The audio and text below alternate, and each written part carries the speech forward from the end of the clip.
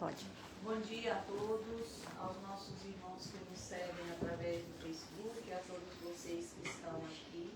Eu vou ser bem rápida hoje, por causa dos nossos contratempos, mas a nossa querida irmã Daniele vai estar falando sobre a reconciliação, e ela vem da Casa Espírita em Suíno. Então, Daniele, esteja à vontade, que Deus te abençoe.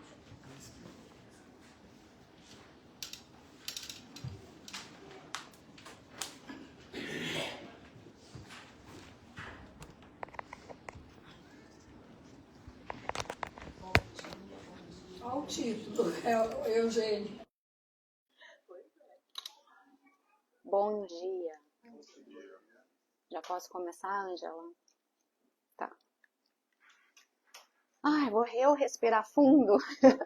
Foi desafiador chegar aqui hoje, mas nós estamos aqui e queremos agradecer, né, a presença, a paciência, a resignação, todas as virtudes aí de todos vocês. Muito obrigada. Tá? Agradecemos ao convite da casa, ao carinho da Ângela, de todos aqui que estão conosco. E aqueles que estão nos assistindo também, e aqueles que irão nos assistir.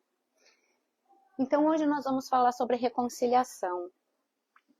Quando a Ângela nos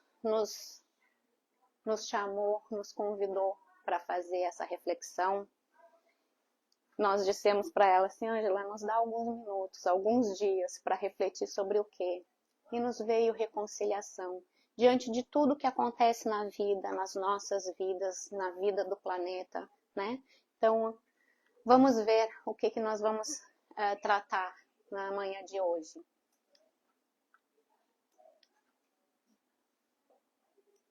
Ok. Reconciliação.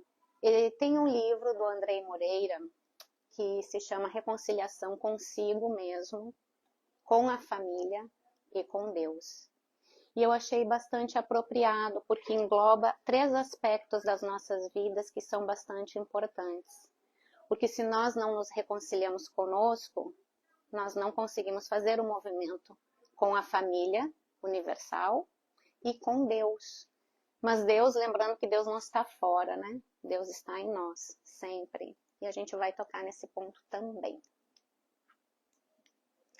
Então, reconciliação é uma palavra que vem do latim, reconcilio, que significa reunir, juntar de novo, pacificar, reconduzir, restaurar, recuperar.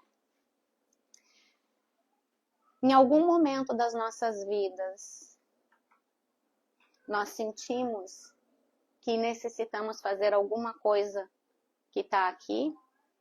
Se nós sentimos a necessidade de sentir paz ou de nos pacificarmos com alguém, conosco ou com alguma coisa, alguma situação, nós estamos dentro da reconciliação.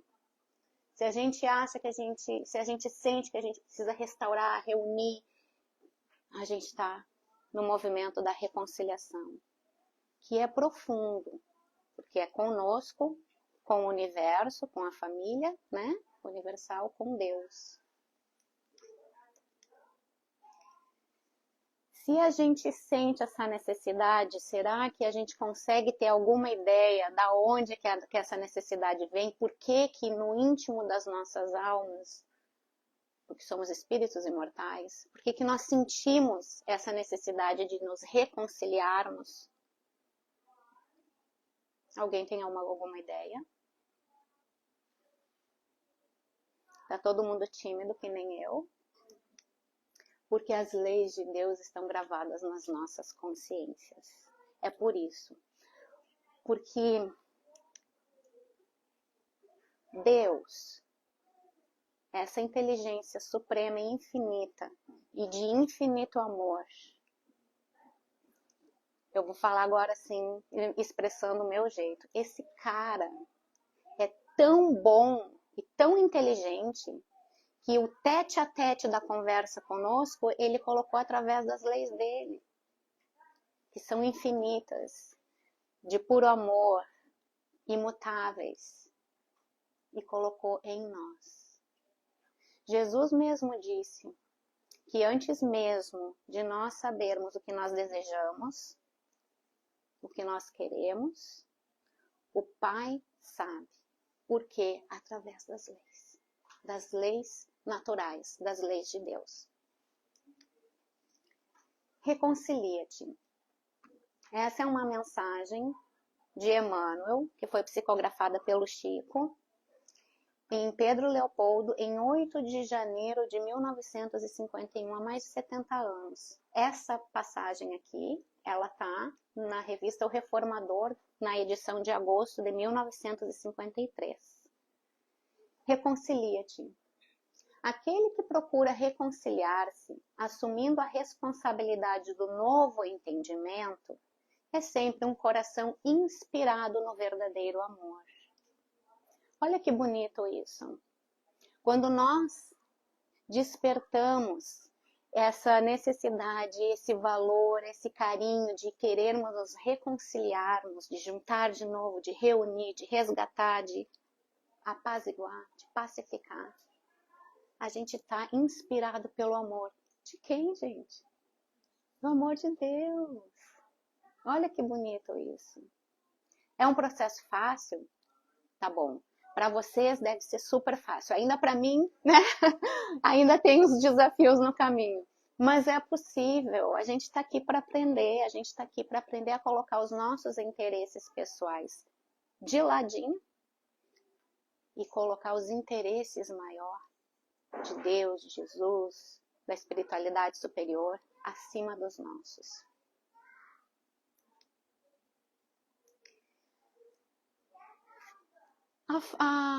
O desafio de reconciliar-se consigo mesmo, com Deus, com a família universal, é uma situação somente que acontece hoje? É uma necessidade que a gente encontra de realizarmos hoje somente? Não. Ela está aí desde todo sempre, porque nós estamos num caminho de aprendizado. Então eu quero trazer para vocês a história de Paulo de Tarso e Tiago. Alguém já leu aqui o livro Paulo e Estevão?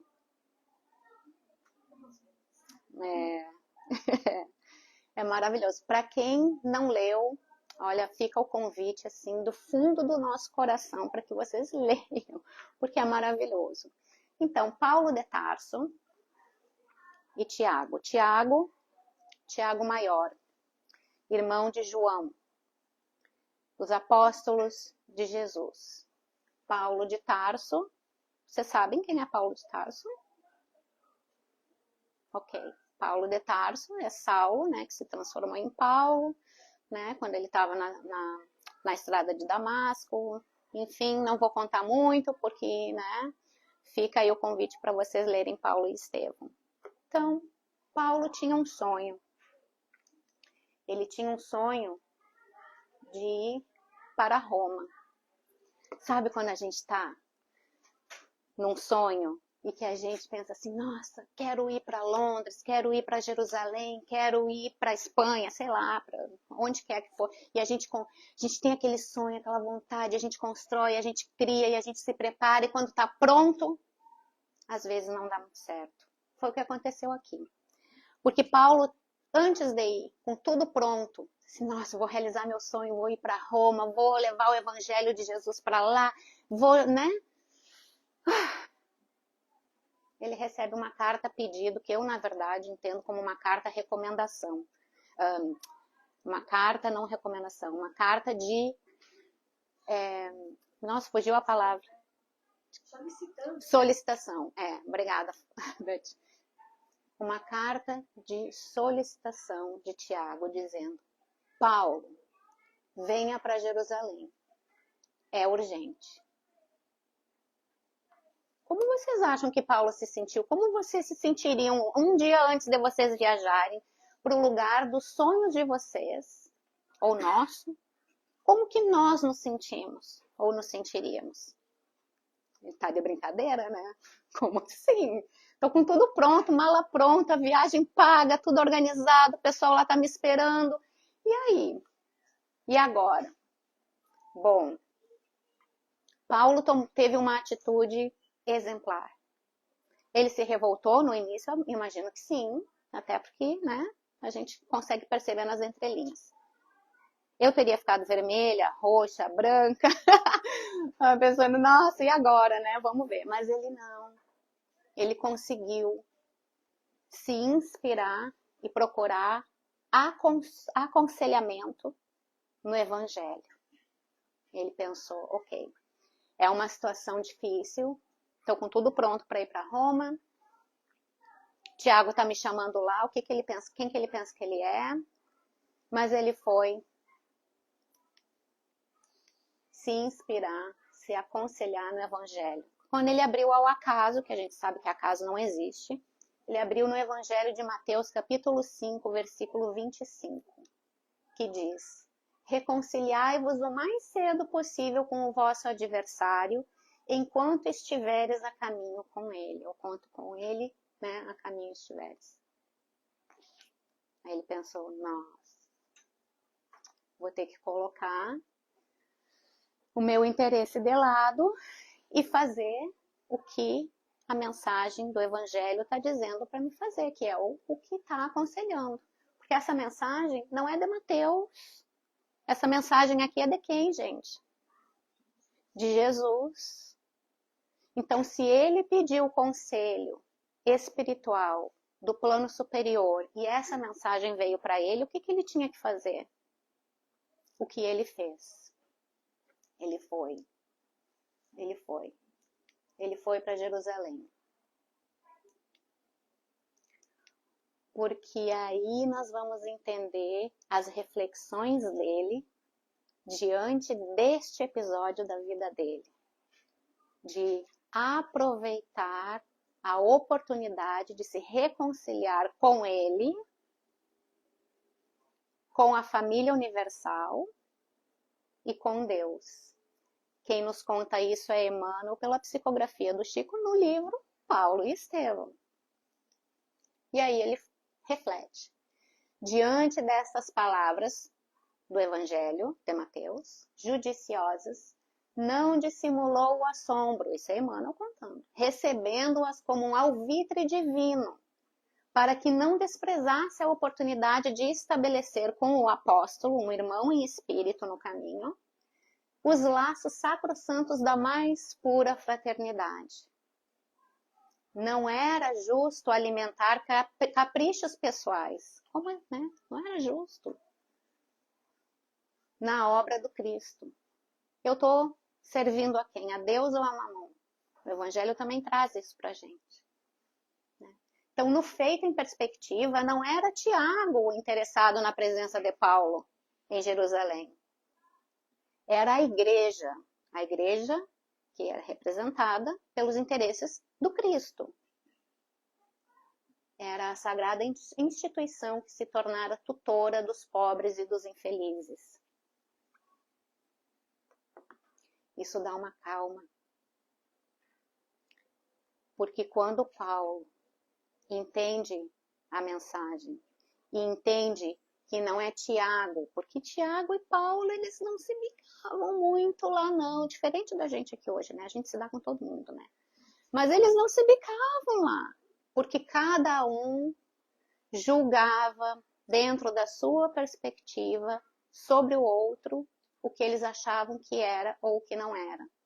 Mas graças a Deus a gente não faz mais isso, né? Não, né? A gente não faz mais isso. Então, o que acontece? Paulo julgava Tiago pelos movimentos que ele fazia em relação à propagação do cristianismo, em propagação da igreja. Ele criticava Tiago. Tiago, a mesma coisa. Então, eles não se bicavam muito. Então, Paulo aproveitou a oportunidade. Ele colocou de lado o interesse pessoal dele de ir a Roma para se reconciliar, para fazer o movimento de encontro ao Tiago. A gente sabe se Tiago ia aceitar ou não, não sei o que, não importa, o movimento é nosso, gente, o outro não importa nesse aspecto. A decisão, quando nós tomamos de nos apaziguarmos, é nossa. E isso é que é importante a gente ter dentro da gente. Como é seu nome? Célia? Tá. Eu e a Célia não nos bicamos. Aí eu e a Célia estamos aqui, não sei o que, de repente a Célia me chama e Eu pensei, vou ter que fazer alguma coisa, né? E agora? Aí vou lá, converso com a Célia, não sei o que, ainda fica meio desconfiada, né? Ela me olha meio desconfiada, eu olho desconfiada para ela.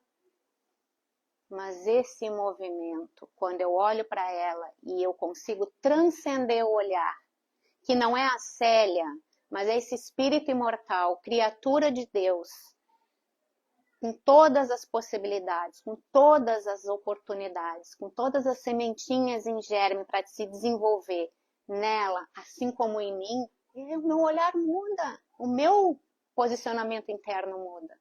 E esse movimento de mudança expande amor. A Célia vai aceitar isso? Eu não sei. Mas o que importa é que eu fiz a mudança em mim. E essa mudança é importante para mim. E o que acontece depois, ou no externo, é só uma consequência. Eu espero que a Célia e eu, né, fiquemos ali, ó, tete a tete, né, Célia? Brincadeira, né? Então, vamos lá. E nós?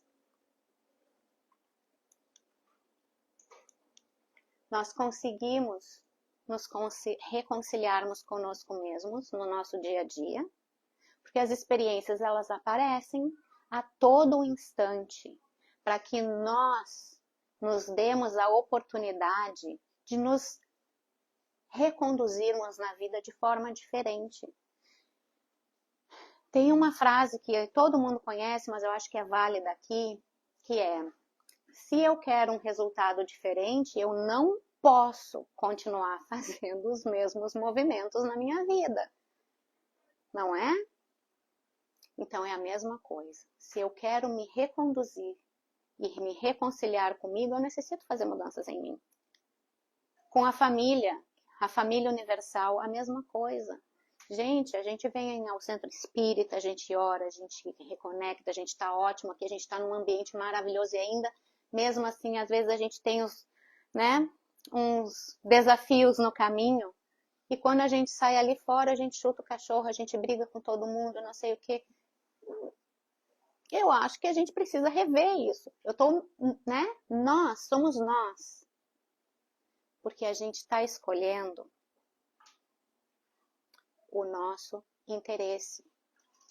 A gente não está ainda escolhendo o interesse do amor.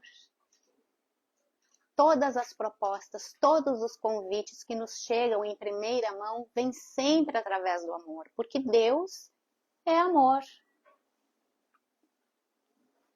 O modo como nós nos colocamos é que vai fazer a diferença. E com Deus, quando nós estamos nesse mecanismo de reconciliarmos com Deus, nós estamos vivendo as leis de Deus da melhor forma que a gente pode e que a gente sabe. Porque amanhã, daqui 2 segundos, a gente vai saber um pouquinho mais do que a gente sabe até agora. Isso é muito bom. E vocês acham que Paulo se reconciliou? Será que ele se reconciliou? Será que ele se reconciliou consigo mesmo? Sim. Porque ele apaziguou o seu coração quando leu aquela mensagem de Mateus. Aquele conselho amoroso de Jesus dizendo: meu filho, aproveita a oportunidade. Muitas vezes nós estamos brigados com alguém ou temos uma desassociação com alguém e esse alguém chega e pede ajuda.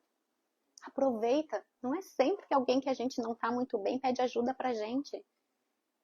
Mas a gente ajuda com amor no coração e não com a soberba do orgulho. Fulano me chamou, a Célia me chamou para ajudar ela, ó. Tô podendo. Não, gente, que isso? Tô podendo nada. Tô aproveitando a oportunidade de, reunir, de juntar, de apaziguar, de pacificar. Então, Paulo se reconciliou? Sim, com ele mesmo. Porque ele aceitou. Não brigou, não discutiu, não bateu o pé. Aceitou. Com a família universal, ele se reconciliou? Sim, se reconciliou com o Tiago. Os dois tiveram a oportunidade. Os dois perceberam que cada um agindo da maneira que estavam agindo, estavam a serviço do Cristo. Tanto que Paulo fala, acho que na carta aos Hebreus, eu não lembro o capítulo, me falha a memória, que nós somos membros do Cristo, nós conseguimos ser membros do Cristo no nosso dia a dia, né? E ele se pacificou com Deus? Sim.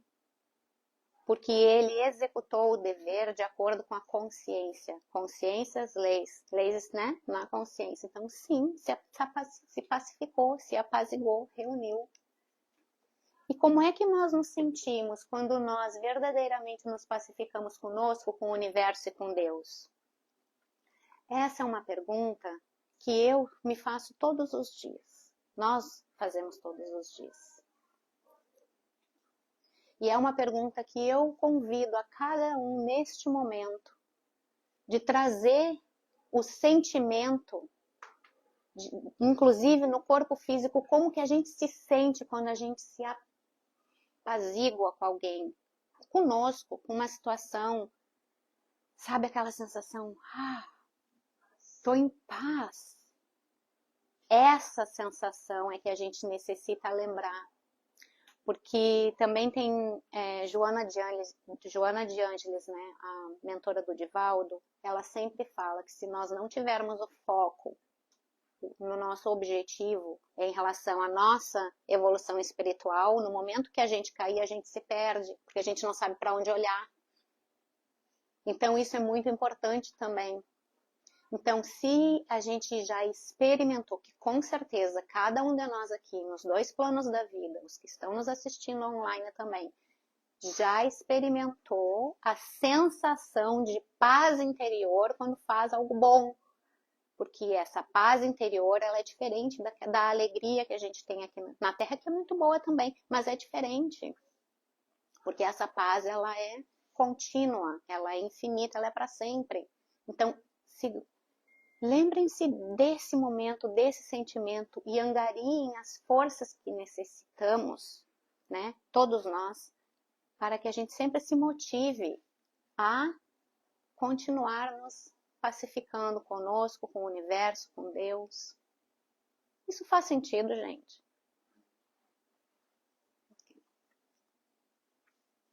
Então agora, nós gostaríamos de trazer essa mensagem aqui de Emmanuel, aquela que nós iniciamos, Reconcilia-te, que está também no livro que nós mencionamos no início, na íntegra, porque Emmanuel, ele é fantástico, ele consegue colocar em poucas palavras uma síntese de amor, de esclarecimento que a gente precisa meditar muito ainda, né? Então ele inicia: reconcilia-te com o adversário enquanto permaneces a caminho com ele, que é a passagem de Mateus, conselho de Jesus. Então, Emmanuel começa: em semelhante anunciado, revelou o Divino Mestre a necessidade da nossa iniciativa. Lembra, gente?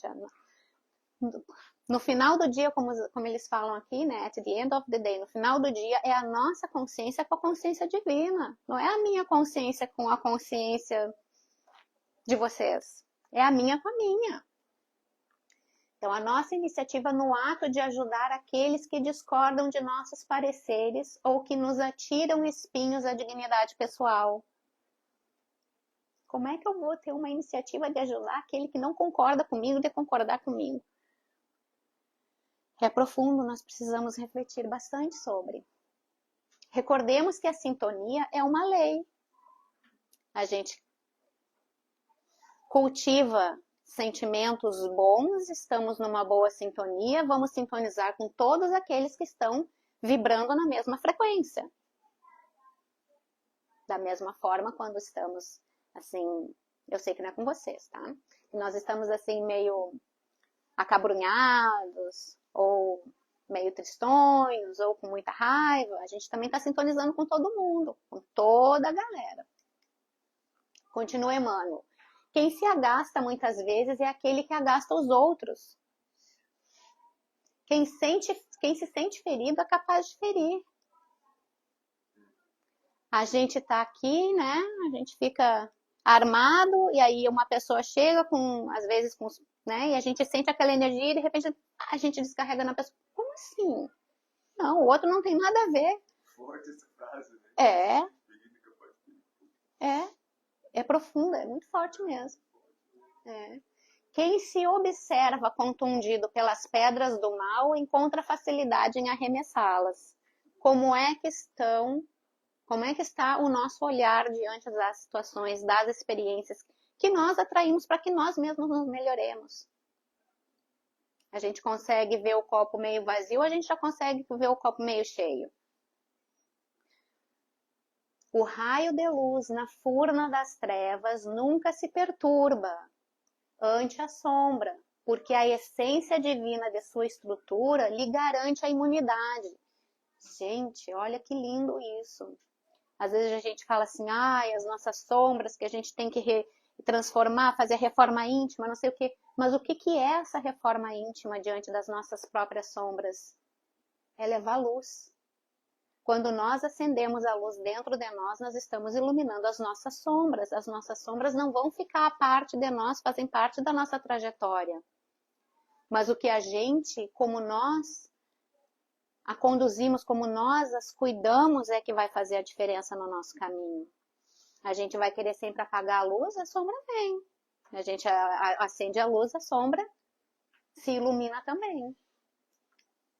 Aquele que procura reconciliar-se, assumindo a responsabilidade do novo entendimento, é sempre um coração inspirado no verdadeiro amor. Iniciamos a nossa fala com esse parágrafo. O perdão não extingue o débito. O perdão é interno ou ele é externo? Ele é interno. O perdão é um movimento interno. Todo movimento de ascensão que a gente faz, que nós fizermos, ele é interno. Cada qual receberá segundo as suas obras. É claro que o perdão não vai extinguir o débito, porque cada um de nós é responsável por aquilo que a gente faz ou pelo que a gente deixa de fazer. Né? O Livro dos Espíritos também nos ensina isso. A vinha não produzirá veneno, o espinheiro não dará uvas. Aquele que atende ao conselho do Cristo, não o conselho de qualquer um, o conselho do Cristo, tentando a reconciliação, procura a paz na fonte. Beba da minha água. Lembra? Ele diz: quem beber da minha água não sentirá sede. Onde essa tranquilidade pode fluir por água viva na verdadeira compreensão. Cada vez que convertemos um inimigo num irmão, a reconciliação, né? Eu e tu. Eliminamos um foco vibratório de energias desequilibradas contra nós mesmos, porque quem está vibrando numa frequência mais densa, se eu escolho vibrar numa frequência mais densa, quem está vivendo e sentindo isso sou eu. Tá? Desequilibrado, melhorando a nossa economia espiritual. Olha que bonito. Toda vez que nós nos colocamos diante da vida, escolhendo-nos com amor, com sinceridade, diante das nossas condições, a gente fazendo o esforço que é mínimo, como nos dizem os espíritos, inclusive utilizando a palavra insignificante, que quando eu li essa pergunta e resposta a primeira vez, você pode mudar? Pode, claro, basta fazer um esforço insignificante. Você, gente, da onde é isso? Eu acho que tem algum equívoco aqui, né? Equívoco nada, eu é que estava equivocada, né? Na minha preguiça moral, mental. Então, olha só. Podemos fazer mudanças? Sim, devemos, com certeza. Vamos sempre nos inspirar. Desse modo, enquanto desfrutamos a oportunidade da presença ou da vizinhança de nossos adversários, enquanto estamos a caminho com eles, façamos, se pudermos, a obra do reajustamento, de vez que enriquecendo o nosso campo com plantações de ordem superior, elevaremos a produção dele em nosso próprio favor. É muito bom quando a gente reúne, quando a gente apazigua, quando a gente está em paz, quando a gente se reconcilia com a gente, com o universo, com Deus, com a família, com a nossa consciência. Porque a gente está fazendo a nossa parte. Não é verdade? E isso é muito, muito profundo. A verdade, gente, é que nós somente conseguimos chegar onde nós desejamos, onde nós queremos, quando nós aceitamos a nossa história, as nossas lutas, os nossos desafios, principalmente todos aqueles que vieram antes de nós. Eu não sei se vocês conseguem ver direito, mas tem um bonequinho laranja lá em cima e um monte de bonequinho branco aqui embaixo ajudando esse bonequinho laranja a subir. Todos aqueles que vieram antes de nós construíram um caminho, passaram por um caminho, organizaram um caminho para que nós pudéssemos estar aqui hoje, onde nós estamos. Hoje nós estamos aqui, hoje nós somos aqui, ó, esses bonequinhos brancos preparando o caminho, construindo um caminho, pavimentando esse caminho para que aqueles que vêm depois a gente possa estar ajudando também. Mas a gente consegue fazer isso quando a gente se apazigua, quando a gente se reconcilia conosco, com a família universal e com Deus.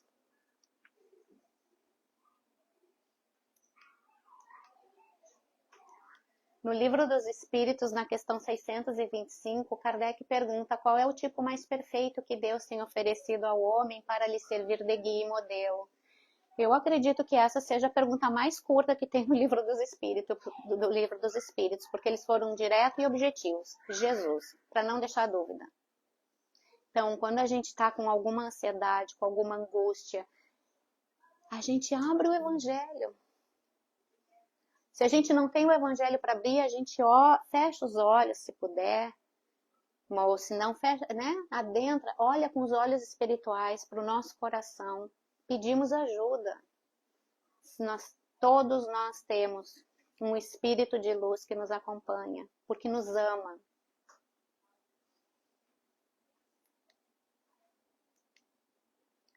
Mateus, capítulo 11, versículos 29 a 30.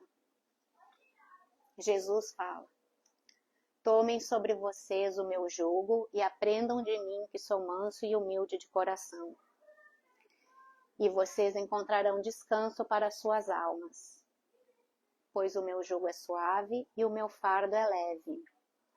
O jugo e o fardo de Jesus são suaves e leves, porque ele vive as leis de Deus, em perfeita comunhão com o Criador, de amor. Esse é um bom conselho. Então a gente a gente segura na mão dele, porque ele estende uma mão, né? E a gente estende a outra, porque ele vem até o meio do nosso caminho, mas nós precisamos percorrer a outra metade. Porque se nós não percorrermos a nossa metade do caminho, nós não temos o mérito das nossas conquistas, porque não serão somente nossas, né? Aqui eu não sei se vai funcionar, acho que não vai funcionar, né? É uma pena. Mas aqui, deixa eu ver, não vai funcionar. Uma pena. Aqui foi um short do YouTube que nós encontramos de todas as passagens de Jesus no seriado The Chosen, quando ele chama cada um dos apóstolos, que ele diz: follow me, segue-me. Então, esse era o short. Eu posso, inclusive, depois compartilhar com a Ângela, se alguém tiver interesse de vocês, porque é muito bonitinho, porque é profundo. É Jesus chamando: me siga, me siga, me siga. Então, eu vou fazer o papel de Jesus aqui, gente. Me siga, me siga, me siga, me siga. É Jesus chamando cada um de nós para seguir ele. Não é para me seguir eu, a Dani, não é para seguir a Ângela, não é para seguir a Beth, é para seguir o Cristo, tá? Então, que fica uma pena que não deu, mas sim. Tá, eu passo sim. Obrigada. E aqui a gente finaliza com ele de braços abertos para nós, dizendo que, né, ele diz: eu e o Pai somos um. Isso está em João, capítulo 20, versículo 30. Se ele e o Pai são um, vocês já pararam para pensar que cada um de nós também é um com o Pai? Porque Jesus mesmo nos disse que tudo aquilo tudo aquilo que ele fazia, nós também podemos fazer e muito mais.